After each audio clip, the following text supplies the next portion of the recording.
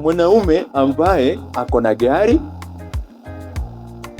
ako stable, ako na nyumba na asikuwe amezidisha miaka 25.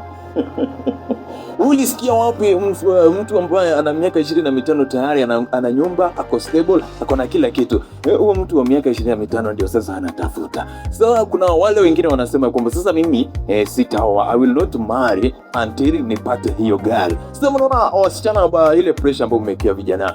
Kijana anangoja pale, ana struggle na atafute pesa za gari pale, alafu tuanese hadi anajisahau bwana. Kumbe Mungu amempangia kwamba ile siku ambayo ataoa, hiyo siku ndio gari itakuja. Yes, hiyo siku ndio mtasaidiana. Wewe huyo msichana hapo ambao unasema unataka mtu ambaye ako na gari, na huyo kijana wako ndio mtasaidiana kununua hilo gari. Sasa wewe unasema unataka yule ambaye tayari ana gari, atoke wapi? Atoke wapi na atoe wapi? So kabla useme kwamba unataka mtu ambaye ako na gari, jiulize, je, labda mimi ndio funguo ya kufanya namna gani? Mimi ndio funguo ya kufanya aweze kununua lile gari.